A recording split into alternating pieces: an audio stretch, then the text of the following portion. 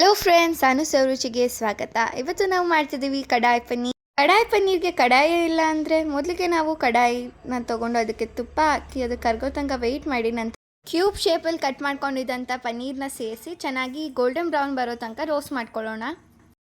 ಈ ಥರ ನಾವು ಯಾಕೆ ಗೋಲ್ಡನ್ ಬ್ರೌನ್ ಕಲರ್ ಬರೋ ತನಕ ರೋಸ್ಟ್ ಮಾಡ್ತೀವಿ, ತುಪ್ಪದಲ್ಲೇ ಯಾಕೆ ರೋಸ್ಟ್ ಮಾಡ್ತೀವಿ ಅಂದರೆ ನಾವು ತಿನ್ನಬೇಕಾದ್ರೆ ಚಪಾತಿ ಜೊತೆ ಅಥವಾ ರೋಟಿ ಜೊತೆ ತಿನ್ನಬೇಕಾದ್ರೆ ಆ ತುಪ್ಪದ ಟೇಸ್ಟ್ ನಮಗೆ ಸಿಗುತ್ತೆ. ಈಗ ಇದೇ ಪ್ಯಾನಿಗೆ ನಾವು ಶುಂಠಿ ಬೆಳ್ಳುಳ್ಳಿ ಪೇಸ್ಟ್ ಹಾಗೂ ಮೆಣಸಿನ್ಕಾಯಿ ಹಾಗೂ ಈರುಳ್ಳಿನ ಸೇರಿಸಿ ಚೆನ್ನಾಗಿ ರೋಸ್ಟ್ ಮಾಡ್ಕೊಳ್ಳೋಣ. ಈರುಳ್ಳಿ ಗೋಲ್ಡನ್ ಬ್ರೌನ್ ಬರೋ ತನಕ ರೋಸ್ಟ್ ಮಾಡ್ಕೋಬೇಕು. ನಂತರ ಉಪ್ಪನ್ನು ಸೇರಿಸಿ ಖಾರದ ಪುಡಿ ಹಾಗೂ ಕಡಾಯಿ ಪನ್ನೀರ್ ಮಸಾಲ ಕೂಡ ಸೇರಿಸಿ ಚೆನ್ನಾಗಿ ರೋಸ್ಟ್ ಮಾಡ್ಕೊಳ್ಳೋಣ.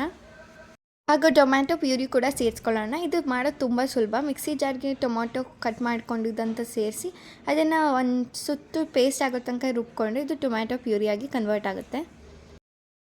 ಇದ್ರ ಜೊತೆಗೇ ನಾವು ಒಂಚೂರು ನೀರು ಹಾಕಿ ಸ್ವಲ್ಪ ಕುದಿಸ್ಕೊಳ್ಳೋಣ.